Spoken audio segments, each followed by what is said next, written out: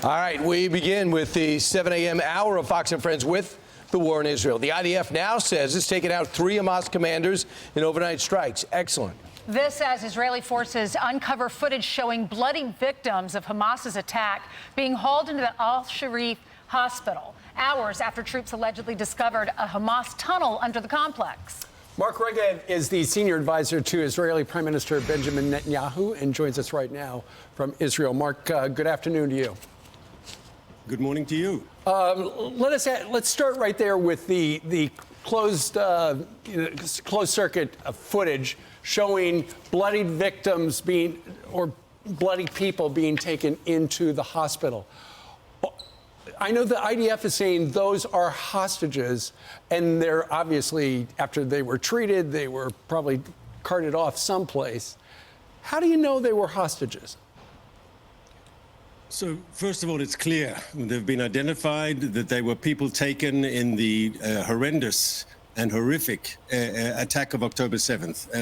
As you know, some 1,200 people were murdered on that day, and they took back some 240 hostages into Gaza, including children, 32 children, including babies and toddlers. Now, because we're slowly going through all the cameras that at the hospital, we found these pictures. I'm sure we'll find more, but we found documented evidence that those hostages were taken to the hospital by Hamas, not for medical treatment, but because that's where they were in prison, that's where they were held. There's also evidence of a young Israeli female soldier who was murdered there by Hamas after being taken hostage. And now this puts, I think, exposes clearly Hamas's lies. They've been saying for weeks that they've got no military installation there under the hospital. And more concerning is you've got international organizations who have been parroting this Hamas fiction that there's no Hamas military presence under the hospital. And, you know, we've not seen it. We've seen no proof. I think it's time the whole world now admitted Hamas has been brutalizing the people of Gaza. Hamas has deliberately used this hospital as a shield for its military machine, and all those in the international community, those in the UN and other organizations who've been saying for weeks, there's no evidence, these are only Israeli claims, yes? It's now time that they admitted that Hamas has committed a war crime. How do you counter that? Because right now, and it is true, and you guys have laid out the evidence there, but from the international community standpoint, and I think it's important to note that they've never stood with Israel. The UN has never stood with Israel in modern day time. How do you counter that message? Because right now, it appears that you guys are losing. So we're showing the proof. That's how we're countering the lies. We've got pictures of the hostages inside the hospital, not receiving medical treatment once again, but being just held there.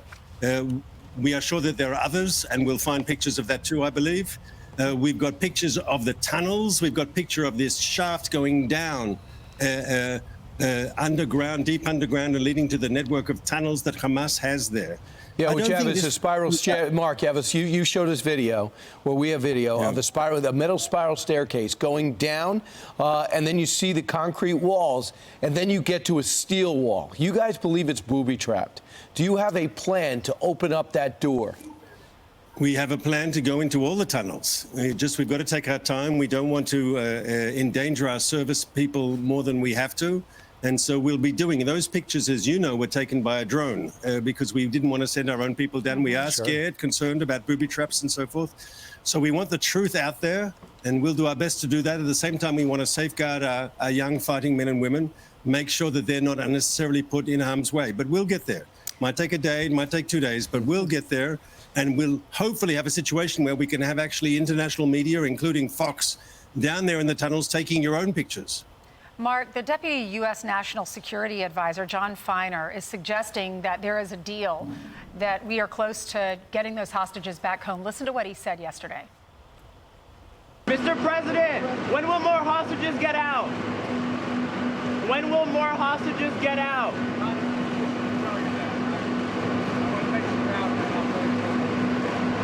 I believe we are closer than we have been in quite some time, maybe closer than we have been since the beginning of this process to getting this deal done.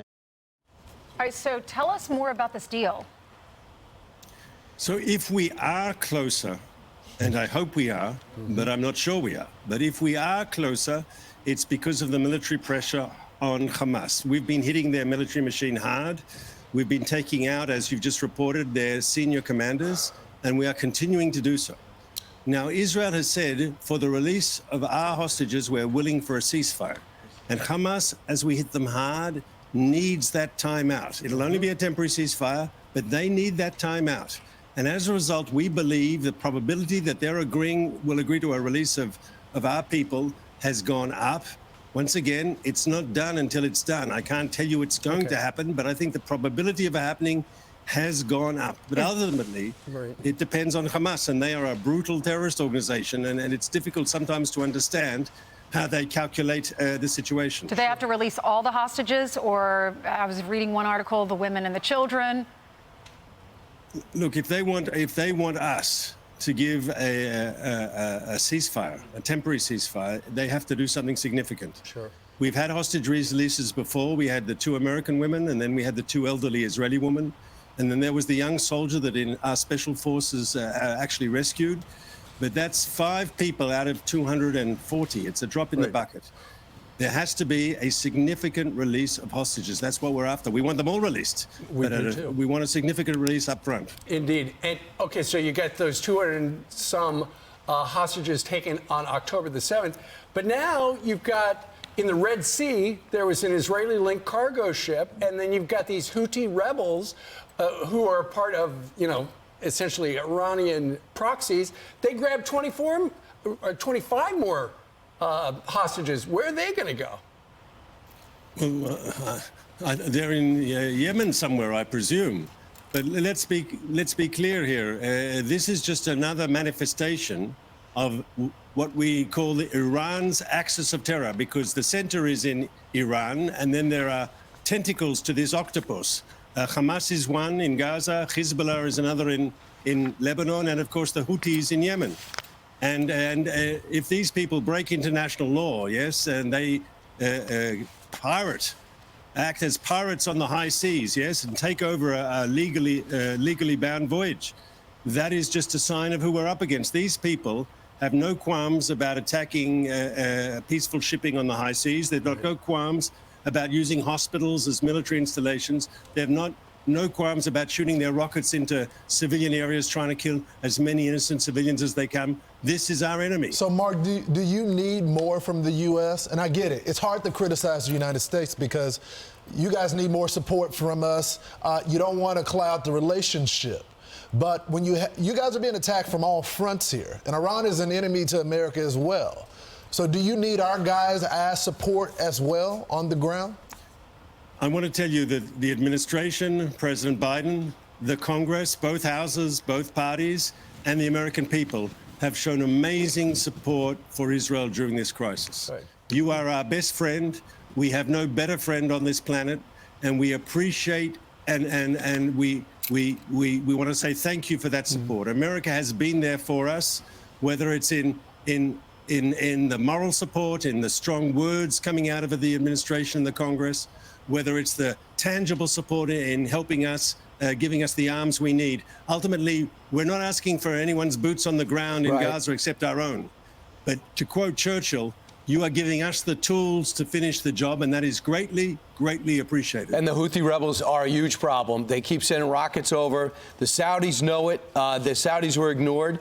This administration has taken the Houthi rebels off the terror list. That's a huge mistake. And now they're starting to hijack ships that are coming through because some billionaire Israeli might own this one ship, but the Japanese run it. So the Houthi rebels have to be addressed by somebody. That could be us. Mark, that should be us. Mark, thank you very much for joining us today. Good luck. Thanks, Mark. My pleasure. Good morning. Good morning. Good afternoon.